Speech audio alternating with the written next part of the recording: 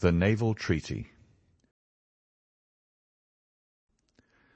The July which immediately succeeded my marriage was made memorable by 3 cases of interest, in which I had the privilege of being associated with Sherlock Holmes and of studying his methods. I find them recorded in my notes under the headings of The Adventure of the Second Stain, The Adventure of the Naval Treaty, and The Adventure of the Tired Captain. The first of these, however, deals with interest of such importance and implicates so many of the first families in the kingdom that for many years it will be impossible to make it public. No case, however, in which Holmes was engaged has ever illustrated the value of his analytical methods so clearly or has impressed those who were associated with him so deeply. I still retain an almost verbatim report of the interview in which he demonstrated the true facts of the case to Monsieur de Buch of the Paris police, and Fritz von Waldbaum, the well-known specialist of Danzig, both of whom had wasted their energies upon what proved to be side issues. The new century will have come, however, before the story can be safely told. Meanwhile I pass on to the second on my list, which promised also at one time to be of national importance, and was marked by several incidents which give it a quite unique character. During my school days I had been intimately associated with a lad named Percy Phelps, who was of much the same age as myself, though he was 2 classes ahead of me. He was a very brilliant boy, and carried away every prize which the school had to offer, finished his exploits by winning a scholarship which sent him on to continue his triumphant career at Cambridge. He was, I remember, extremely well connected, and even when we were all little boys together, we knew that his mother's brother was Lord Holdhurst, the great Conservative politician. This gaudy relationship did him little good at school. On the contrary, it seemed rather a piquant thing to us to chevy him about the playground and hit him over the shins with a wicket, but it was another thing when he came out into the world. I heard vaguely that his abilities and the influences which he commanded had won him a good position at the Foreign Office, and then he passed completely out of my mind until the following letter recalled his existence. Briarbrae, Woking. My dear Watson, I have no doubt that you can remember Tadpole Phelps, who was in the 5th form when you were in the 3rd. It is possible even that you may have heard that through my uncle's influence I obtained a good appointment at the Foreign Office, and that I was in a situation of trust and honour until a horrible misfortune came suddenly to blast my career. There is no use writing of the details of that dreadful event. In the event of your acceding to my request, it is probable that I shall have to narrate them to you. I have only just recovered from 9 weeks of brain fever, and am still exceedingly weak. Do you think that you could bring your friend Mr. Holmes down to see me? I should like to have his opinion of the case, though the authorities assure me that nothing more can be done. Do try to bring him down, and as soon as possible. Every minute seems an hour while I live in this state of horrible suspense. Assure him that if I have not asked his advice sooner, it was not because I did not appreciate his talents, but because I have been off my head ever since the blow fell. Now I am clear again, though I dare not think of it too much for fear of a relapse. I am still so weak that I have to write, as you see, by dictating. Do try to bring him. Your old schoolfellow, Percy Phelps. There was something that touched me as I read this letter, something pitiable in the reiterated appeals to bring Holmes. So moved was I that even had it been a difficult matter, I should have tried it. But of course I knew well that Holmes loved his art, so that he was ever as ready to bring his aid as his client could be to receive it. My wife agreed with me that not a moment should be lost in laying the matter before him, and so within an hour of breakfast time I found myself back once more in the old rooms in Baker Street. Holmes was seated at his side table, clad in his dressing gown, and working hard over a chemical investigation. A large curved retort was boiling furiously in the bluish flame of a Bunsen burner, and the distilled drops were condensing into a 2-litre measure. My friend hardly glanced up as I entered, and I, seeing that his investigation must be of importance, seated myself in an armchair and waited. He dipped into this bottle or that, drawing out a few drops of each with his glass pipette, and finally brought a test tube containing a solution over to the table. In his right hand he held a slip of litmus paper. "You come at a crisis, Watson," said he. "If this paper remains blue, all is well. If it turns red, it means a man's life." He dipped it into the test tube, and it flushed at once into a dull, dirty crimson. I thought as much," he cried. "I will be at your service in an instant, Watson. You will find tobacco in the Persian slipper." He turned to his desk and scribbled off several telegrams, which were handed over to the page boy. Then he threw himself down into the chair opposite, and drew up his knees until his fingers clasped round his long, thin shins. "A very commonplace little murder," said he.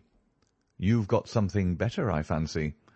You are the stormy petrel of crime, Watson. What is it?" I handed him the letter, which he read with the most concentrated attention. "It does not tell us very much, does it?" he remarked, as he handed it back to me. "Hardly anything.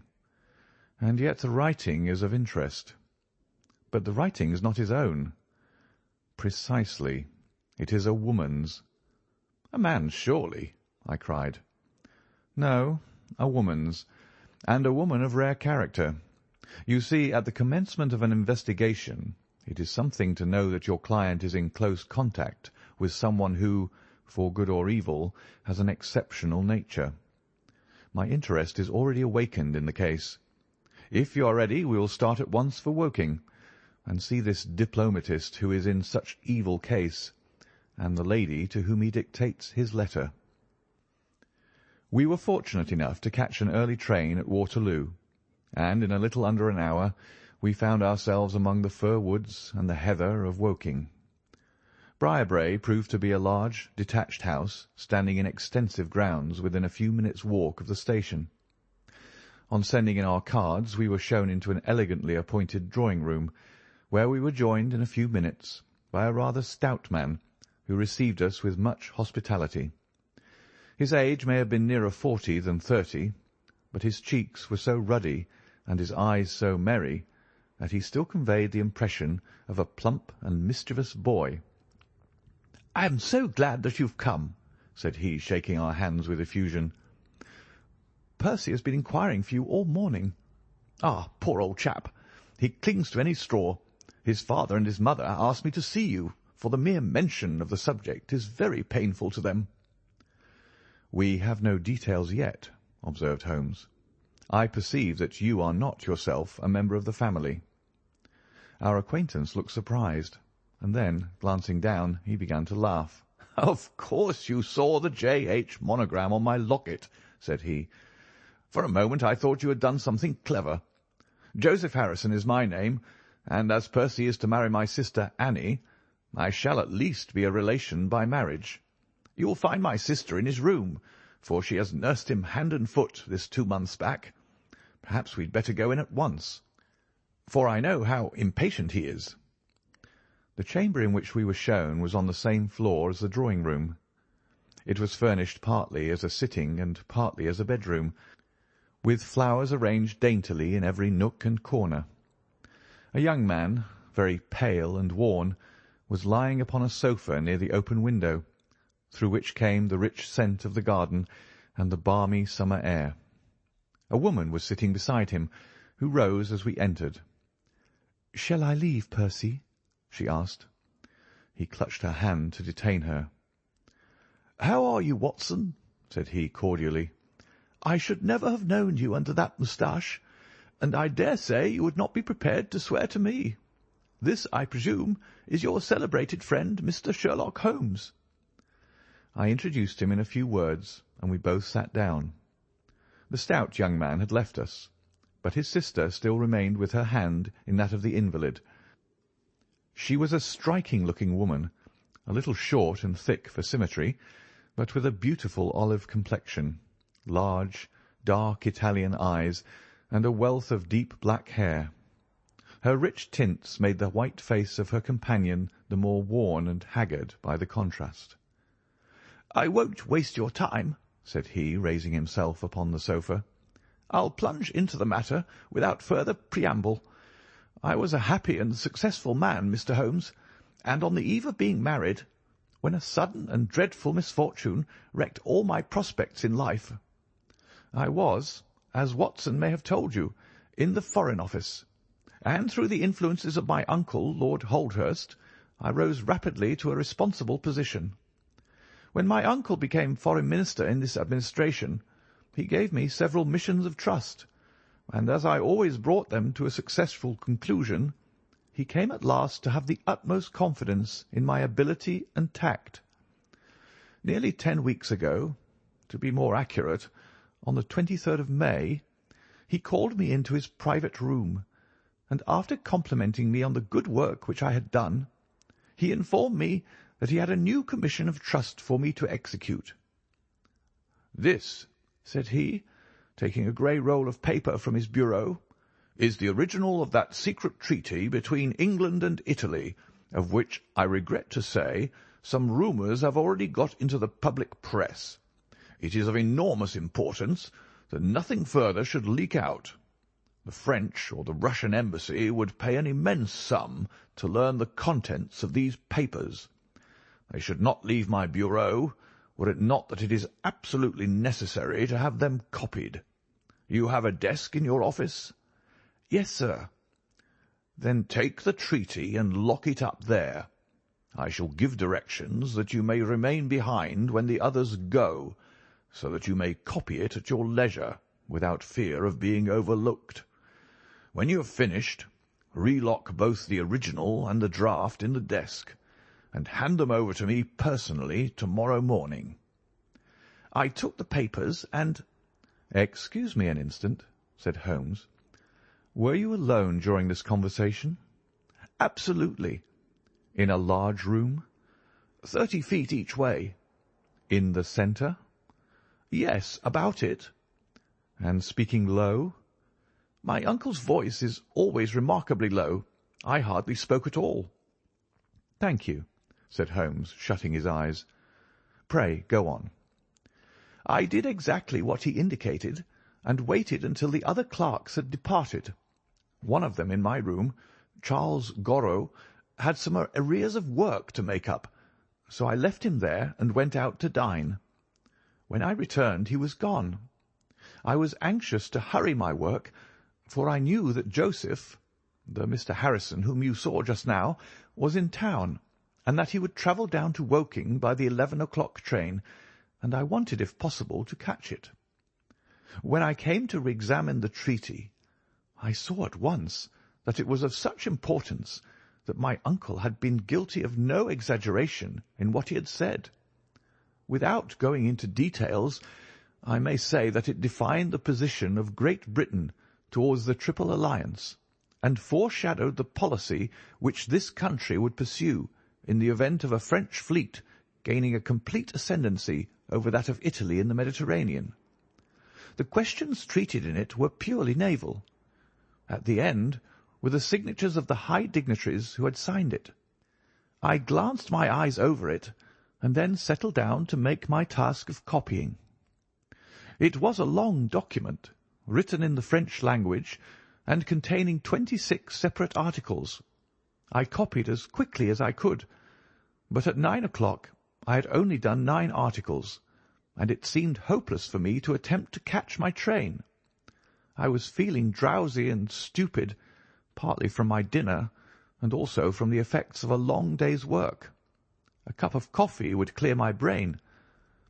A commissionaire remains all night in a little lodge at the foot of the stairs, and is in the habit of making coffee at his spirit lamp for any of the officials who may be working overtime.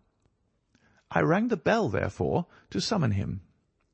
To my surprise, it was a woman who answered the summons, a large, coarse-faced, elderly woman in an apron. She explained that she was the commissionnaire's wife who did the charring, and I gave her the order for the coffee. I wrote 2 more articles, and then, feeling more drowsy than ever, I rose and walked up and down the room to stretch my legs. My coffee had not yet come, and I wondered what the cause of the delay could be. Opening the door, I started down the corridor to find out. There was a straight passage, dimly lighted, which led from the room in which I had been working, and was the only exit from it. It ended in a curving staircase, with the commissionnaire's lodge in the passage at the bottom. Halfway down this staircase is a small landing, with another passage running into it at right angles. This second one leads by means of a second small stair to a side door used by servants, and also as a short-cut by clerks when coming from Charles Street. Here is a rough chart of the place. "Thank you. I think that I quite follow you," said Sherlock Holmes. "It is of the utmost importance that you should notice this point. I went down the stairs and into the hall, where I found the commissionaire fast asleep in his box, with the kettle boiling furiously upon the spirit lamp. I took off the kettle and blew out the lamp, for the water was spurting over the floor. Then I put out my hand and was about to shake the man, who was still sleeping soundly, when a bell over his head rang loudly, and he woke with a start. "Mr. Phelps, sir," said he, looking at me in bewilderment. I came down to see if my coffee was ready. "I was boiling the kettle when I fell asleep, sir." He looked at me, and then up at the still quivering bell with an ever-growing astonishment upon his face. "If you was here, sir, then who rang the bell?" he asked. "The bell!" I cried. "What bell is it?" "It's the bell of the room you were working in." A cold hand seemed to close round my heart. Someone, then, was in that room where my precious treaty lay upon the table. I ran frantically up the stair and along the passage. There was no one in the corridors, Mr. Holmes. There was no one in the room. All was exactly as I left it, save only that the papers which had been committed to my care had been taken from the desk on which they lay. The copy was there, and the original was gone. Holmes sat up in his chair and rubbed his hands. I could see that the problem was entirely to his heart. "Pray, what did you do then?" he murmured. "I recognized in an instant that the thief must have come up the stairs from the side door. Of course, I must have met him if he had come the other way." "You were satisfied that he could not have been concealed in the room all the time, or in the corridor which you have just described as dimly lighted?" "It is absolutely impossible. A rat could not conceal himself either in the room or the corridor. There is no cover at all." "Thank you. Pray proceed." "The commissionaire, seeing by my pale face that something was to be feared, had followed me upstairs. Now we both rushed along the corridor and down the steep steps which led to Charles Street. The door at the bottom was closed, but unlocked. We flung it open and rushed out. I can distinctly remember that as we did so there came 3 chimes from a neighbouring clock. It was 10:15. "That is of enormous importance," said Holmes, making a note upon his shirt cuff. "The night was very dark, and a thin, warm rain was falling. There was no one in Charles Street, but a great traffic was going on, as usual in Whitehall, at the extremity. We rushed along the pavement, bareheaded as we were, and at the far corner we found a policeman standing. "'A robbery has been committed,' I gasped. "'A document of immense value has been stolen from the Foreign Office. Has anyone passed this way?' "'I've been standing here for a quarter of an hour, sir,' said he. "'Only one person has passed during that time, a woman, tall and elderly, with a Paisley shawl.' "'Oh, that is only my wife,' cried the commissionaire. "'Has no one else passed?' "'No one.' "'Then it must be the other way that the thief took,' cried the fellow, tugging at my sleeve. But I was not satisfied, and the attempts which he made to draw me away increased my suspicions. "'Which way did the woman go?' I cried. "'I don't know, sir. I noticed her pass, but I had no special reason for watching her. She seemed to be in a hurry.' "'How long ago was it?' "'Oh, not very many minutes.' "'Within the last 5? Well, it could not be more than 5. You're only wasting your time, sir, and every minute now is of importance, cried the commissionaire.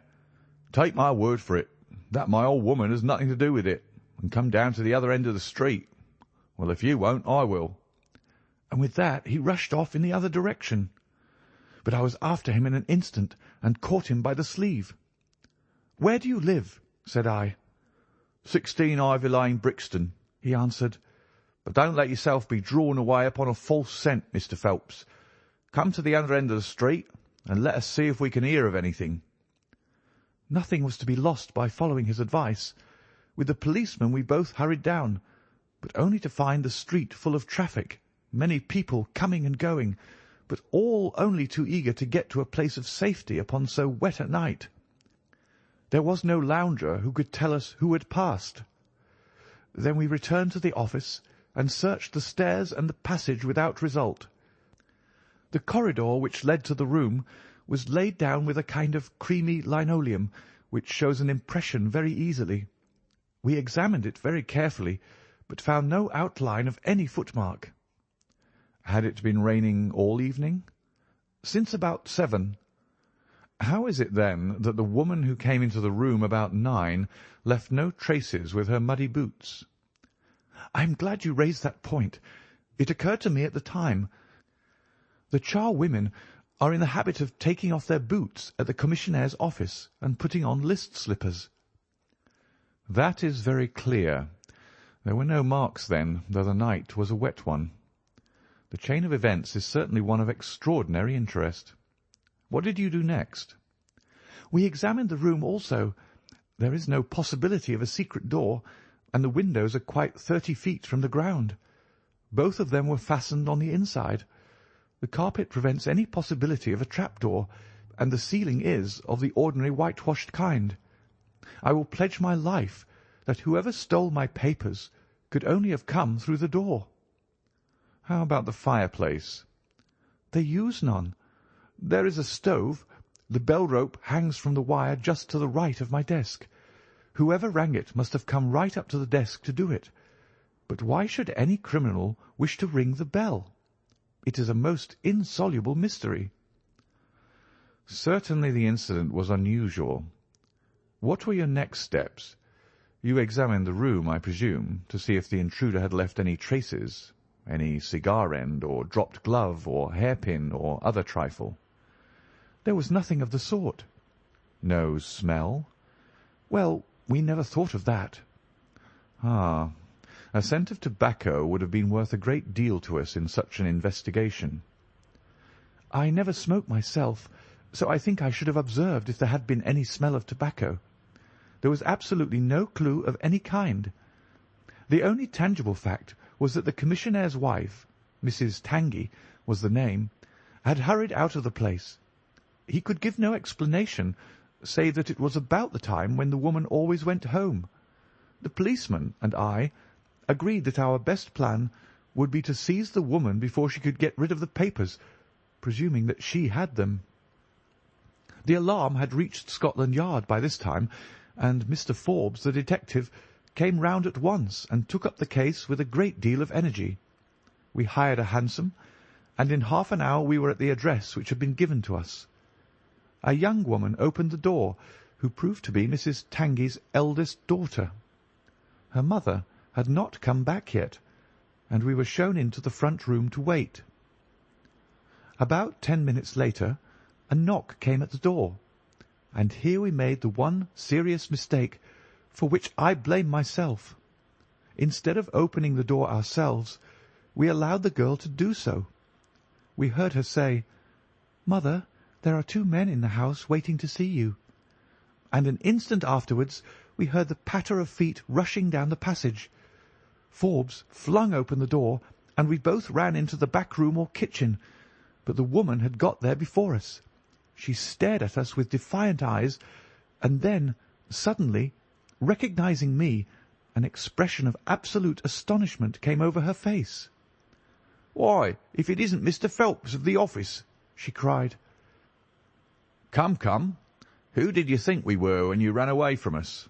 asked my companion. "I thought you were the brokers," said she. We have had some trouble with a tradesman." "That's not quite good enough," answered Forbes. "We have reason to believe that you have taken a paper of importance from the Foreign Office, and that you ran in here to dispose of it. You must come back with us to Scotland Yard to be searched." It was in vain that she protested and resisted. A four-wheeler was brought, and we all three drove back in it. We had first made an examination of the kitchen, and especially of the kitchen fire, to see whether she might have made away with the papers during the instant that she was alone. There were no signs, however, of any ashes or scraps. When we reached Scotland Yard, she was handed over at once to the female searcher. I waited in an agony of suspense until she came back with her report. There were no signs of the papers. Then, for the first time, the horror of my situation came in its full force. Hitherto I had been acting, and action had numbed thought. I had been so confident of regaining the treaty at once that I had not dared to think of what would be the consequence if I failed to do so.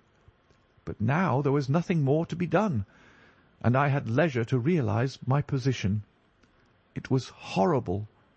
Watson there would tell you that I was a nervous, sensitive boy at school. It is my nature. I thought of my uncle and of his colleagues in the cabinet, of the shame which I had brought upon him, upon myself, upon everyone connected with me. What though I was the victim of an extraordinary accident? No allowance is made for accidents where diplomatic interests are at stake. I was ruined, shamefully, hopelessly ruined. I don't know what I did. I fancy I must have made a scene. I have a dim recollection of a group of officials who crowded round me, endeavouring to soothe me. One of them drove down with me to Waterloo and saw me into the Woking train. I believe that he would have come all the way, had it not been that Dr. Ferrier, who lives near me, was going down by that very train. The doctor most kindly took charge of me, and it was well he did so, for I had a fit in the station, and before we reached home I was practically a raving maniac. You can imagine the state of things here when they were roused from their beds by the doctor's ringing, and found me in this condition. Poor Annie here and my mother were broken-hearted. Dr. Ferrier had just heard enough from the detective at the station to be able to give an idea of what had happened, and his story did not mend matters. It was evident to all that I was in for a long illness. So Joseph was bundled out of this cheery bedroom, and it was turned into a sick room for me. Here I have lain, Mr. Holmes, for over 9 weeks, unconscious and raving with brain fever. If it had not been for Mrs. Harrison here, and for the doctor's care, I should not be speaking to you now. She has nursed me by day, and a hired nurse has looked after me by night, for in my mad fits I was capable of anything. Slowly my reason has cleared, but it is only during the last 3 days that my memory has quite returned. Sometimes I wish that it never had. The first thing that I did was to wire to Mr. Forbes, who had the case in hand. He came out and assures me that, though everything has been done, no trace of a clue has been discovered. The commissionaire and his wife have been examined in every way without any light being thrown upon the matter. The suspicions of the police then rested upon young Goro, who, as you may remember, stayed over time in the office that night. His remaining behind and his French name were really the only 2 points which could suggest suspicion, but as a matter of fact I did not begin work until he had gone. And his people are of Huguenot extraction, but as English in sympathy and tradition as you and I are. Nothing was found to implicate him in any way, and there the matter dropped. I turn to you, Mr. Holmes, as absolutely my last hope. If you fail me, then my honour, as well as my position, are forever forfeited." The invalid sank back upon his cushions, tired out by this long recital, while his nurse poured him out a glass of some stimulating medicine. Holmes sat silently with his head thrown back and his eyes closed, in an attitude which might seem listless to a stranger, but which I knew betokened the most intense self-absorption. "Your statement has been so explicit," said he at last, "that you have really left me very few questions to ask. There is one of the very utmost importance, however. Did you tell anyone that you had this special task to perform?" "No one." "Not Miss Harrison here, for example?" "No. I had not been back to Woking between getting the order and executing the commission." "And none of your people had by chance been to see you?" "None." "Did any of them know their way about in the office?" "Oh, yes. All of them had been shown over it." "Still, of course, if you said nothing to anyone about the treaty, these inquiries are irrelevant." "I said nothing." "Do you know anything of the commissionaire?" "Nothing except that he is an old soldier." "What regiment?" "Oh, I have heard Coldstream Guards." "Thank you. I have no doubt I can get details from Forbes. The authorities are excellent at amassing facts, though they do not always use them to advantage. What a lovely thing a rose is." He walked past the couch to the open window and held up the drooping stalk of a moss rose, looking down at the dainty blend of crimson and green. It was a new phase of his character to me, for I had never seen him show any keen interest in natural objects. "There is nothing in which deduction is so necessary as in religion," said he, leaning with his back against the shutters. "It can be built up as an exact science by the reasoner. Our highest assurance of the goodness of Providence seems to me to rest in the flowers. All other things, our powers, our desires, our food, are all really necessary for our existence in the first instance. But this rose is an extra. Its smell and its colour are an embellishment of life, not a condition of it. It is only goodness which gives extras, and so I say again that we have much to hope from the flowers." Percy Phelps and his nurse looked at Holmes during this demonstration with surprise and a good deal of disappointment written upon their faces. He had fallen into a reverie, with the moss rose between his fingers. It had lasted some minutes before the young lady broke in upon it. "Do you see any prospect of solving this mystery, Mr. Holmes?" she asked with a touch of asperity in her voice. "Oh, the mystery," he answered, coming back with a start to the realities of life. "Well, it would be absurd to deny that the case is a very abstruse and complicated one, but I can promise you that I will look into the matter and let you know any points which may strike me." "Do you see any clue?" "You have furnished me with 7. But, of course, I must test them before I can pronounce upon their value." "You suspect someone?" "I suspect myself." "What?" "Of coming to conclusions too rapidly." "Then go to London and test your conclusions." "Your advice is very excellent, Miss Harrison," said Holmes, rising. "I think, Watson, we cannot do better. Do not allow yourself to indulge in false hopes, Mr. Phelps. The affair is a very tangled one." "I shall be in a fever until I see you again," cried the diplomatist. "Well, I'll come out by the same train to-morrow, though it's more than likely that my report will be a negative one." "God bless you for promising to come," cried our client. "It gives me fresh life to know that something is being done. By the way, I have had a letter from Lord Holdhurst." "Ha! What did he say?" "He was cold, but not harsh. I dare say my severe illness prevented him from being that. He repeated that the matter was of the utmost importance, and added that no steps would be taken about my future, by which he means, of course, my dismissal, until my health was restored and I had an opportunity of repairing my misfortune." "Well, that was reasonable and considerate," said Holmes. "Come, Watson, for we have a good day's work before us in town." Mr. Joseph Harrison drove us down to the station, and we were soon whirling up in a Portsmouth train. Holmes was sunk in profound thought, and hardly opened his mouth until we had passed Clapham Junction.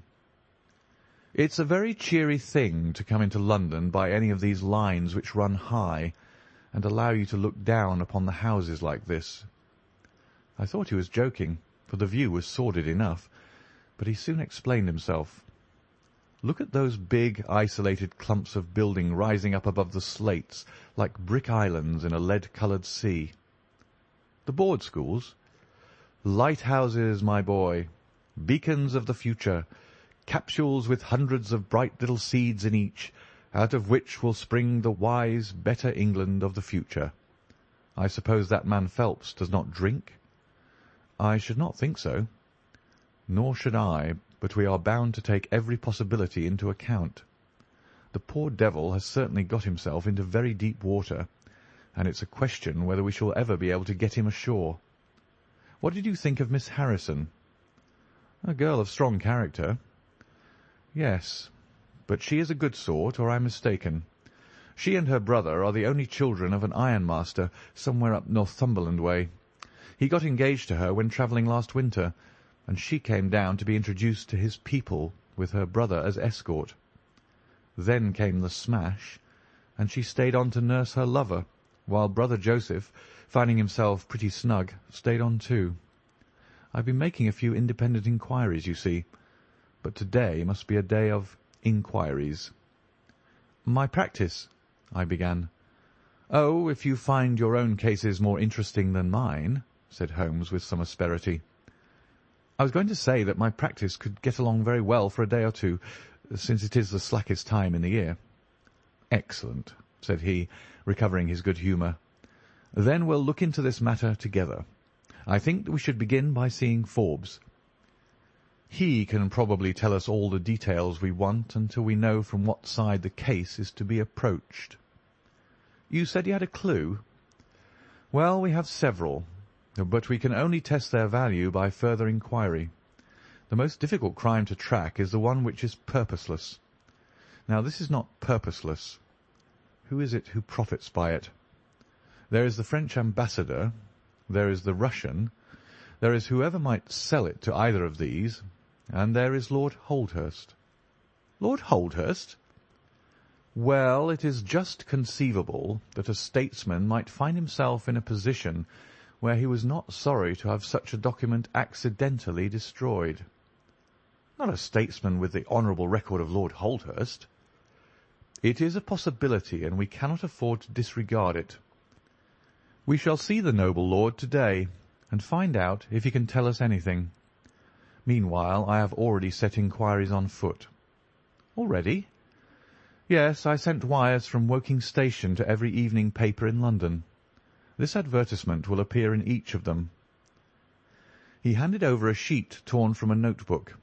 On it was scribbled in pencil, £10 reward, the number of the cab which dropped a fare at or about the door of the Foreign Office in Charles Street at 9:45 in the evening of May 23rd. Apply 221B, Baker Street. You are confident that the thief came in a cab? If not, there is no harm done. But if Mr. Phelps is correct in stating that there is no hiding place, either in the room or the corridors, then the person must have come from outside. If he came from outside on so wet a night, and yet left no trace of damp upon the linoleum, which was examined within a few minutes of his passing, then it is exceeding probable that he came in a cab. Yes, I think that we may safely deduce a cab. It sounds plausible. That is one of the clues of which I spoke. It may lead us to something. And then, of course, there is the bell, which is the most distinctive feature of the case. Why should the bell ring? Was it the thief who did it out of bravado, or was it someone who was with the thief who did it in order to prevent the crime, or was it an accident, or was it— He sank back into the state of intense and silent thought from which he had emerged, but it seemed to me, accustomed as I was to his every mood, that some new possibility had dawned suddenly upon him. It was 3:20 when we reached our terminus, and after a hasty luncheon at the buffet, we pushed on at once to Scotland Yard. Holmes had already wired to Forbes, and we found him waiting to receive us, a small, foxy man with a sharp but by no means amiable expression. He was decidedly frigid in his manner to us, especially when he heard the errand upon which we had come. "I've heard of your methods before now, Mr. Holmes," said he tartly. You're ready enough to use all the information that the police can lay at your disposal, and then you try to finish the case yourself and bring discredit on 'em." "On the contrary," said Holmes, "out of my last 53 cases my name has only appeared in 4, and the police have had all the credit in 49. I don't blame you for not knowing this, for you are young and inexperienced. But if you wish to get on in your new duties, you will work with me and not against me." "I'll be very glad of a hint or two," said the detective, changing his manner. "I've certainly had no credit from the case so far." "What steps have you taken?" "Tanguy, the commissionaire, has been shadowed. He left the Guards with a good character, and we can find nothing against him. His wife is a bad lot, though. I fancy she knows more about this than appears." "Have you shadowed her?" "We have set one of our women on to her. Mrs. Tanguy drinks, and our woman has been with her twice when she was well on, but she could get nothing out of her." "I understand that they have brokers in the house." "Yes, but they were paid off." "Where did the money come from?" "That was all right. His pension was due. They have not shown any sign of being in funds." "What explanation did she give of having answered the bell when Mr. Phelps rang for the coffee?" "She said that her husband was very tired and she wished to relieve him." "Well, certainly that would agree with his being found a little later asleep in his chair. There is nothing against them, then, but the woman's character. Did you ask her why she hurried away that night? Her haste attracted the attention of the police constable." "She was later than usual and wanted to get home." "Did you point out to her that you and Mr. Phelps, who started at least 20 minutes after her, got home before her?" "She explains that by the difference between a bus and a hansom." "Did she make it clear why, on reaching her house, she ran into the back kitchen?" "Because she had the money there with which to pay off the brokers." "She has at least an answer for everything. Did you ask her whether in leaving she met anyone or saw anyone loitering about Charles Street?" "She saw no one but the constable." "Well, you seem to have cross-examined her pretty thoroughly. What else have you done?" "The clerk, Gorrow, has been shadowed all these 9 weeks, but without result. We can show nothing against him." "Anything else?" "Well, we have nothing else to go upon. No evidence of any kind." "Have you formed a theory about how that bell rang?" "Well, I must confess that it beats me. It was a cool hand, whoever it was, to go and give the alarm like that." "Yes, it was a queer thing to do. Many thanks to you for what you've told me. If I can put the man into your hands, you shall hear from me. Come along, Watson." "Where are we going to now?" I asked as we left the office. "We are now going to interview Lord Holdhurst, the Cabinet Minister and future Premier of England." We were fortunate in finding that Lord Holdhurst was still in his chambers in Downing Street, and on Holmes sending in his card we were instantly shown up. The statesman received us with that old-fashioned courtesy for which he is remarkable, and seated us on the 2 luxuriant loungers on either side of the fireplace. Standing on the rug between us, with his slight, tall figure, his sharp features, thoughtful face, and curling hair prematurely tinged with grey, he seemed to represent that not too common type, a nobleman who is in truth noble. "Your name is very familiar to me, Mr. Holmes," said he, smiling, "and of course I cannot pretend to be ignorant of the object of your visit. There has only been one occurrence in these offices which could call for your attention. In whose interest are you acting, may I ask?" "In that of Mr. Percy Phelps," answered Holmes. "Ah, my unfortunate nephew. You can understand that our kinship makes it the more impossible for me to screen him in any way. I fear that the incident must have a very prejudicial effect upon his career." "But if the document is found?" "Ah, that of course would be different. I had 1 or 2 questions which I wish to ask you, Lord Holdhurst." "I shall be happy to give you any information in my power." "Was it in this room that you gave your instructions as to the copying of the document?" "It was." "Then you could hardly have been overheard." "It is out of the question." "Did you ever mention to anyone that it was your intention to give anyone the treaty to be copied?" Never. You are certain of that?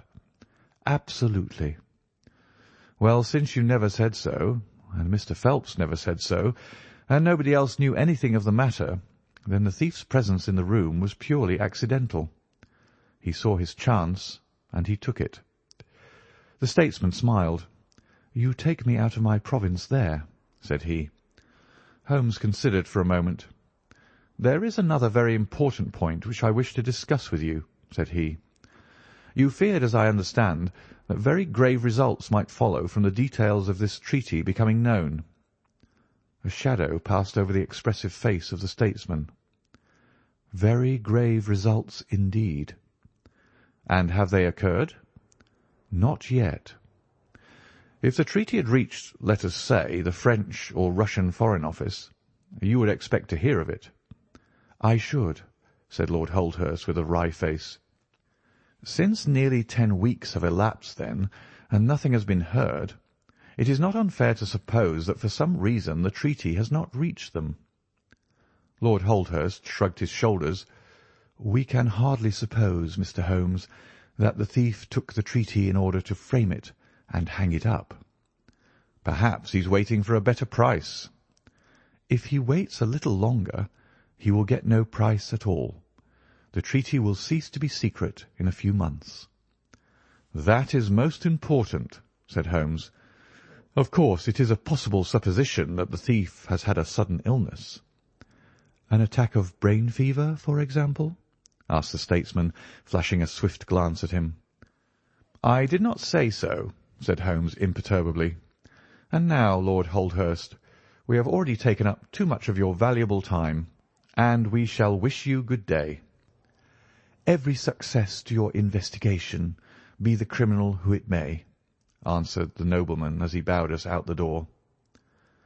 "He's a fine fellow," said Holmes as we came out into Whitehall, "but he has a struggle to keep up his position. He is far from rich and has many calls. You noticed, of course, that his boots had been resold.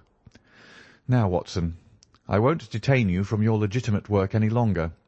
I shall do nothing more to-day, unless I have an answer to my cab advertisement, but I shall be extremely obliged to you if you would come down with me to Woking tomorrow, by the same train which we took yesterday." I met him accordingly next morning, and we travelled down to Woking together. He had had no answer to his advertisement, he said, and no fresh light had been thrown upon the case.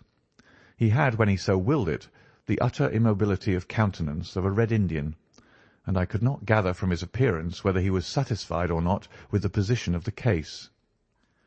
His conversation, I remember, was about the Bertillon system of measurements, and he expressed his enthusiastic admiration of the French savant. We found our client still under the charge of his devoted nurse, but looking considerably better than before. He rose from the sofa and greeted us without difficulty when we entered. "Any news?" he asked eagerly. "My report, as I expected, is a negative one," said Holmes. "I have seen Forbes, and I have seen your uncle, and I have set 1 or 2 trains of inquiry upon foot which may lead to something." "You have not lost heart, then?" "By no means." "God bless you for saying that," cried Miss Harrison. "If we keep our courage and our patience, the truth must come out." "We have more to tell you than you have for us," said Phelps, reseating himself upon the couch. "I hoped you might have something." "Yes, we have had an adventure during the night, and one which might have proved to be a serious one." His expression grew very grave as he spoke, and a look of something akin to fear sprang up in his eyes. "Do you know," said he, "that I begin to believe that I am the unconscious centre of some monstrous conspiracy, and that my life is aimed at as well as my honour." "Ah!" cried Holmes. "It sounds incredible, for I have not, as far as I know, an enemy in the world, yet from last night's experience I can come to no other conclusion." "Pray let me hear it." "You must know that last night was the very first night that I have ever slept without a nurse in the room. I was so much better that I thought I could dispense with one. I had a night light burning, however. Well, about 2 in the morning I had sunk into a light sleep, when I was suddenly aroused by a slight noise. It was like the sound which a mouse makes when it is gnawing a plank, and I lay listening to it for some time, under the impression that it must come from that cause. Then it grew louder, and suddenly there came from the window a sharp metallic snick. I sat up in amazement. There could be no doubt what the sounds were now.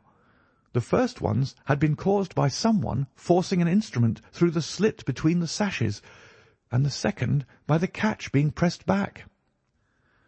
There was a pause then for about 10 minutes, as if the person were waiting to see whether the noise had awakened me. Then I heard a gentle creaking as the window was very slowly opened. I could stand it no longer, for my nerves are not what they used to be. I sprang out of bed and flung open the shutters. A man was crouching at the window. I could see little of him, for he was gone like a flash. He was wrapped in some sort of cloak which came across the lower part of his face. One thing only I am sure of, and that is he had some weapon in his hand. It looked to me like a long knife. I distinctly saw the gleam of it as he turned to run. "This is most interesting," said Holmes. "Pray, what did you do then?" "I should have followed him through the open window if I had been stronger. As it was, I rang the bell and roused the house. It took me some little time, for the bell rings in the kitchen, and the servants are all asleep upstairs. I shouted, however, and that brought Joseph down, and he roused the others. Joseph and the groom found marks on the bed outside the window, but the weather has been so dry lately that they found it hopeless to follow the trail across the grass. There's a place, however, on the wooden fence which skirts the road which shows signs, they tell me, as if someone had got over and had snapped the top of the rail in doing so. I have said nothing to the local police yet, for I thought I had best have your opinion first." This tale of our client's appeared to have an extraordinary effect upon Sherlock Holmes. He rose from his chair and paced about the room in uncontrollable excitement. "Misfortunes never come single," said Phelps, smiling, though it was evident that his adventure had somewhat shaken him. "You have certainly had your share," said Holmes. "Do you think you could walk round the house with me?" "Oh, yes. I should like a little sunshine. Joseph will come too." "And I also," said Miss Harrison. "I am afraid not," said Holmes, shaking his head. "I think I must ask you to remain sitting exactly where you are." The young lady resumed her seat with an air of displeasure. Her brother, however, had joined us, and we set off all four together. We passed round the lawn to the outside of the young diplomatist's window. There were, as he had said, marks upon the bed, but they were hopelessly blurred and vague. Holmes stooped over them for an instant, and then rose, shrugging his shoulders. "I don't think anyone could make much of this," said he. "Let us go round the house and see why this particular room was chosen by the burglar. I should have thought those larger windows of the drawing-room and dining-room would have had more attractions for him." "They are more visible from the road," suggested Mr. Joseph Harrison. "Ah, yes, of course. There is a door here which he might have attempted. What is it for?" "It is a side entrance for tradespeople. Of course, it is locked at night." "Have you ever had an alarm like this before?" "Never," said our client. "Do you keep plate in the house, or anything to attract burglars?" "Nothing of value." Holmes strolled round the house with his hands in his pockets and a negligent air which was unusual with him. "By the way," said he to Joseph Harrison, "you found some place, I understand, where the fellow scaled the fence. Let us have a look at it." The plump young man led us to a spot where the top of one of the wooden rails had been cracked. A small fragment of the wood was hanging down. Holmes pulled it off and examined it critically. "Do you think that was done last night? It looks rather old, does it not?" "Well, possibly so." "There are no marks of anyone jumping down upon the other side." "No, I fancy we shall get no help here. Let us go back to the bedroom and talk the matter over." Percy Phelps was walking very slowly, leaning upon the arm of his future brother-in-law. Holmes walked swiftly across the lawn, and we were at the open window of the bedroom long before the others came. "Miss Harrison," said Holmes, speaking with the utmost intensity of manner, You must stay where you are all day. Let nothing prevent you from staying where you are all day. It is of the utmost importance." "Certainly, if you wish it, Mr. Holmes," said the girl in astonishment. "When you go to bed, lock the door of this room on the outside and keep the key. Promise to do this." "But Percy?" "He will come to London with us." "And am I to remain here?" "It is for his sake. You can serve him. Quick, promise." She gave a quick nod of assent, just as the other two came up. "Why do you sit moping there, Annie?" cried her brother. "Come out into the sunshine." "No, thank you, Joseph. I have a slight headache, and this room is deliciously cool and soothing." "What do you propose now, Mr. Holmes?" asked our client. "Well, in investigating this minor affair, we must not lose sight of our main inquiry. It would be a very great help to me if you would come up to London with us." "At once?" "Well, as soon as you conveniently can. Say in an hour." "I feel quite strong enough. If I can really be of any help." "The greatest possible." "Perhaps you would like me to stay there to-night?" "I was just going to propose it." "Then, if my friend of the night comes to revisit me, he will find the bird flown. We are all in your hands, Mr. Holmes, and you must tell us exactly what you would like done. Perhaps you would prefer that Joseph came with us so as to look after me." "Oh, no. My friend Watson is a medical man, you know, and he'll look after you. We'll have our lunch here, if you will permit us, and then we shall all three set off for town together." It was arranged as he suggested, though Miss Harrison excused herself from leaving the bedroom in accordance with Holmes's suggestion. What the object of my friend's manoeuvres was I could not conceive, unless it were to keep the lady away from Phelps, who, rejoiced by his returning health and by the prospect of action, lunched with us in the dining-room. Holmes had a still more startling surprise for us, however, for after accompanying us down to the station and seeing us into our carriage, he calmly announced that he had no intention of leaving Woking. "There are one or two small points which I should desire to clear up before I go," said he. "Your absence, Mr. Phelps, will in some ways rather assist me. Watson, when you reach London, you would oblige me by driving at once to Baker Street with our friend here, and remaining with him until I see you again. It is fortunate that you are old schoolfellows, as you must have much to talk over. Mr. Phelps can have the spare bedroom to-night, and I will be with you in time for breakfast, for there is a train which will take me into Waterloo at 8.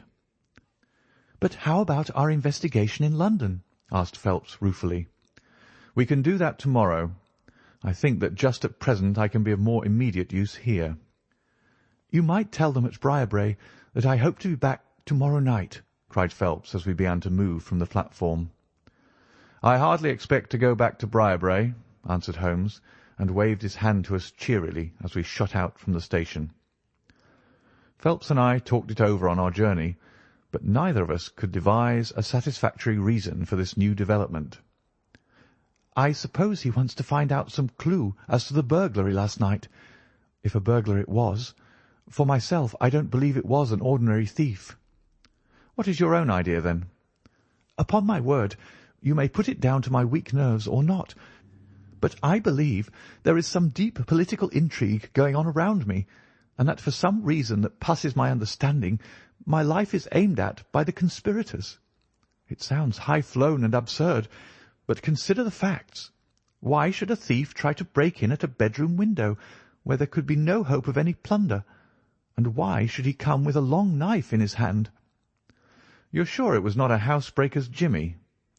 "Oh, no, it was a knife. I saw the flash of the blade quite distinctly." "But why on earth should you be pursued with such animosity?" "Ah, that is the question." "Well, if Holmes takes the same view, that would account for his action, would it not? Presuming that your theory is correct, if he can lay his hands upon the man who threatened you last night, he will have gone a long way toward finding who took the naval treaty. It is absurd to suppose that you have two enemies, one of whom robs you while the other threatens your life." "But Holmes said that he was not going to Briarbrae." "I have known him for some time," said I, "but I never know him to do anything yet without a very good reason." And with that our conversation drifted off on to other topics. But it was a weary day for me. Phelps was still weak after his long illness, and his misfortune made him querulous and nervous. In vain I endeavoured to interest him in Afghanistan, in India, in social questions, in anything which might take his mind out of the groove. He would always come back to his lost treaty, wondering, guessing, speculating as to what Holmes was doing, what steps Lord Holdhurst was taking, what news we should have in the morning. As the evening wore on, his excitement became quite painful. "You have implicit faith in Holmes?" he asked. "I have seen him do some remarkable things." "But he never brought light into anything quite so dark as this." "Oh, yes, I have known him solve questions which presented fewer clues than yours." "But not where such large interests are at stake." "I don't know that. To my certain knowledge he has acted on behalf of 3 of the reigning houses of Europe in very vital matters." "But you know him well, Watson. He is such an inscrutable fellow that I never quite know what to make of him. Do you think he is hopeful? Do you think he expects to make a success of it?" "He has said nothing." "That is a bad sign." "On the contrary, I have noticed that when he is off the trail he generally says so. It is when he is on a scent and is not quite absolutely sure yet that it is the right one that he is most taciturn. Now, my dear fellow, we can't help matters by making ourselves nervous about them, so let me implore you to go to bed and so be fresh for whatever may await us tomorrow." I was able at last to persuade my companion to take my advice, though I knew from his excited manner that there was not much hope of sleep for him. Indeed, his mood was infectious, for I lay tossing half the night myself, brooding over this strange problem and inventing 100 theories, each of which was more impossible than the last. Why had Holmes remained at Woking? Why had he asked Miss Harrison to remain in the sick-room all day? Why had he been so careful not to inform the people at Briarbrae that he intended to remain near them? I cudgelled my brains until I fell asleep in the endeavour to find some explanation which would cover all these facts. It was 7 o'clock when I awoke, and I set off at once for Phelps's room, to find him haggard and spent after a sleepless night. His first question was whether Holmes had arrived yet. "He'll be here when he promised," said I, "and not an instant sooner or later." And my words were true, for shortly after 8 a hansom dashed up to the door and our friend got out of it. Standing in the window we saw that his left hand was swathed in a bandage, and that his face was very grim and pale. He entered the house, but it was some little time before he came upstairs. "He looks like a beaten man," cried Phelps. I was forced to confess that he was right. "After all," said I, "the clue of the matter lies probably here in town." Phelps gave a groan. "I don't know how it is," said he, "but I had hoped for so much from his return. But surely his hand was not tied up like that yesterday. What can be the matter?" "You are not wounded, Holmes?" I asked as my friend entered the room. "Tut, it is only a scratch through my own clumsiness," he answered, nodding his good mornings to us. "This case of yours, Mr. Phelps, is certainly one of the darkest which I have ever investigated." "I feared that you would find it beyond you." "It has been a most remarkable experience." "That bandage tells of adventures," said I. "Won't you tell us what has happened?" "After breakfast, my dear Watson. Remember that I have breathed 30 miles of Surrey air this morning. I suppose that there has been no answer from my cabman advertisement. Well, well, we cannot expect to score every time." The table was all laid, and just as I was about to ring, Mrs. Hudson entered with the tea and coffee. A few minutes later she brought in 3 covers, and we all drew up to the table. Holmes ravenous, I curious, and Phelps in the gloomiest state of depression. "Mrs. Hudson has risen to the occasion," said Holmes, uncovering a dish of curried chicken. "Her cuisine is a little limited, but she has as good an idea of breakfast as a Scotchwoman. What have you here, Watson?" "Ham and eggs," I answered. "Good. What are you going to take, Mr. Phelps? Curried fowl or eggs? Or will you help yourself?" "Thank you. I can eat nothing," said Phelps. "Oh, come, try the dish before you." "Thank you. I would really rather not." "Well, then," said Holmes with a mischievous twinkle, "I suppose that you have no objection to helping me?" Phelps raised the cover, and as he did so he uttered a scream, and sat there staring with a face as white as the plate upon which he looked. Across the centre of it was lying a little cylinder of blue-grey paper. He caught it up, devoured it with his eyes, and then danced madly about the room, pressing it to his bosom and shrieking out in his delight. Then he fell back into an armchair, so limp and exhausted with his own emotions that we had to pour brandy down his throat to keep him from fainting. "There, there," said Holmes, soothing, patting him upon the shoulder. "It was too bad to spring it on you like this, but Watson here will tell you that I never can resist a touch of the dramatic." Phelps seized his hand and kissed it. "God bless you," he cried. "You have saved my honour." "Well, my own was at stake, you know," said Holmes. "I assure you it is just as hateful to me to fail in a case as it can be to you to blunder over a commission."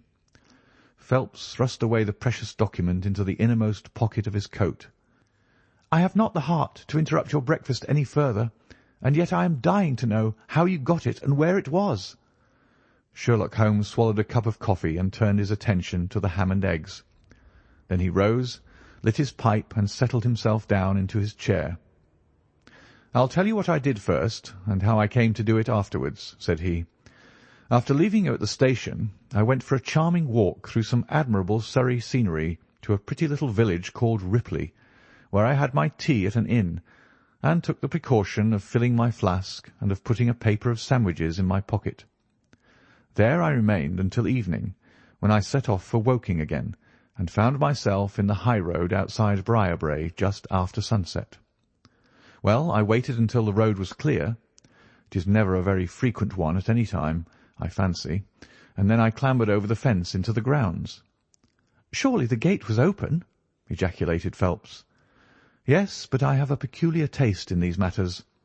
I chose the place where the 3 fir trees stand, and behind their screen I got over without the least chance of anyone in the house being able to see me. I crouched down among the bushes on the other side, and crawled from one to the other, witness the disreputable state of my trouser knees, until I had reached the clump of rhododendrons just opposite to your bedroom window. There I squatted down and awaited developments. The blind was not down in your room, and I could see Miss Harrison sitting there, reading by the table. It was 10:15 when she closed her book, fastened the shutters, and retired. I heard her shut the door, and felt quite sure that she had turned the key in the lock." "The key!" ejaculated Phelps. "Yes, I had given Miss Harrison instructions to lock the door on the outside and take the key with her when she went to bed. She carried out every one of my injunctions to the letter, and certainly without her cooperation you would not have that paper in your coat pocket. She departed then, and the lights went out, and I was left squatting in the rhododendron bush. The night was fine, but still it was a very weary vigil. Of course, it has the sort of excitement about it that the sportsman feels when he lies beside the watercourse and waits for the big game. It was very long, though, almost as long, Watson, as when you and I waited in that deadly room when we looked into the little problem of the speckled band. There was a church clock down at Woking which struck the quarters, and I thought more than once that it had stopped. At last, however, about 2 in the morning, I suddenly heard the gentle sound of a bolt being pushed back and the creaking of a key. A moment later the servants' door was opened, and Mr. Joseph Harrison stepped out into the moonlight. "Joseph!" ejaculated Phelps. He was bareheaded, but he had a black coat thrown over his shoulder so that he could conceal his face in an instant if there were any alarm. He walked on tiptoe under the shadow of the wall, and when he reached the window he worked a long-bladed knife through the sash and pushed back the catch. Then he flung open the window, and putting his knife through the crack in the shutters, he thrust the bar up and swung them open. From where I lay, I had a perfect view of the inside of the room and of every one of his movements. He lit the 2 candles which stood upon the mantelpiece, and then he proceeded to turn back the corner of the carpet in the neighbourhood of the door. Presently he stopped and picked out a square piece of board, such as is usually left to enable plumbers to get at the joints of the gas pipes.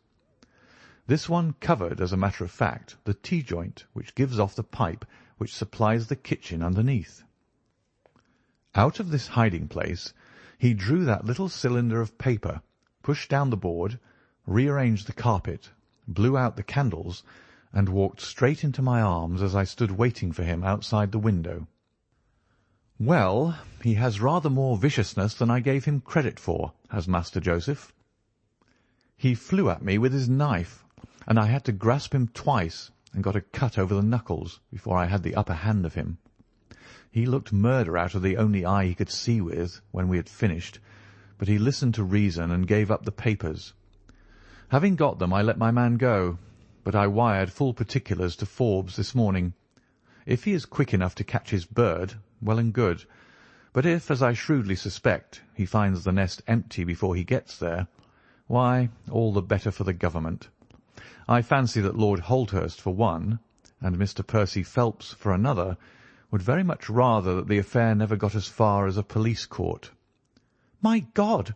gasped our client. "Do you tell me that during these long 10 weeks of agony the stolen papers were within the very room with me all the time?" "So it was." "And Joseph a villain and a thief?" I'm afraid Joseph's character is a rather deeper and more dangerous one than one might judge from his appearance. From what I have heard from him this morning, I gather that he has lost heavily in dabbling with stocks, and that he is ready to do anything on earth to better his fortunes. Being an absolutely selfish man, when a chance presented itself he did not allow either his sister's happiness or your reputation to hold his hand." Percy Phelps sank back in his chair. "My head whirls," said he. "Your words have dazed me." "The principal difficulty in your case," remarked Holmes in his didactic fashion, "lay in the fact there being too much evidence. What was vital was overlaid and hidden by what was irrelevant. Of all the facts which were presented to us, we had to pick just those which we deemed to be essential, and then piece them together in their order, so as to reconstruct this very remarkable chain of events. I had already begun to suspect Joseph, from the fact that you had intended to travel home with him that night, and that therefore it was a likely enough thing that he should call for you, knowing the Foreign Office well, upon his way. When I heard that someone had been so anxious to get into the bedroom, in which no one but Joseph could have concealed anything, you told us in your narrative how you had turned Joseph out when you arrived with the doctor, my suspicions all changed to certainties, especially as the attempt was made on the first night upon which the nurse was absent, showing that the intruder was well acquainted with the ways of the house. How blind I have been! The facts of the case, as far as I have worked them out, are these. This Joseph Harrison entered the office through the Charles Street door, and knowing his way, he walked straight into your room the instant after you left it. Finding no one there, he promptly rang the bell, and at the instant that he did so, his eyes caught the paper upon the table. A glance showed him that chance had put in his way a state document of immense value, and in an instant he had thrust it into his pocket and was gone. A few minutes elapsed, as you remember, before the sleepy commissionaire drew your attention to the bell, and those were just enough to give the thief time to make his escape. He made his way to Woking by the first train, and having examined his booty, and assured himself that it really was of immense value, he had concealed it in what he thought was a very safe place, with the intention of taking it out again in a day or two, and carrying it to the French embassy, or wherever he thought that a long price was to be had. Then came your sudden return. He, without a moment's warning, was bundled out of his room, and from that time onward there were always at least 2 of you there to prevent him from regaining his treasure. The situation to him must have been a maddening one. But at last he thought he saw his chance.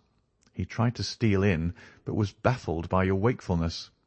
You remember that you did not take your usual draught that night. I remember. I fancy that he had taken steps to make that draught efficacious, and that he quite relied upon you being unconscious. Of course, I understood that he would repeat the attempt whenever it could be done with safety. Your leaving the room gave him the chance he wanted. I kept Miss Harrison in it all day so that he might not anticipate us. Then, having given him the idea that the coast was clear, I kept guard as I have described. I already knew that the papers were probably in the room, but I had no desire to rip up all the planking and skirting in search of them. I let him take them, therefore, from the hiding-place, and so saved myself an infinity of trouble. Is there any other point which I can make clear?" "Why did he try the window on the first occasion?" I asked, "when he might have entered by the door?" "In reaching the door he would have to pass 7 bedrooms. On the other hand, he could get out onto the lawn with ease. Anything else?" "You do not think," asked Phelps, "that he had any murderous intention? The knife was only meant as a tool." "It may be so," answered Holmes, shrugging his shoulders. "I can only say for certain that Mr. Joseph Harrison is a gentleman to whose mercy I should be extremely unwilling to trust."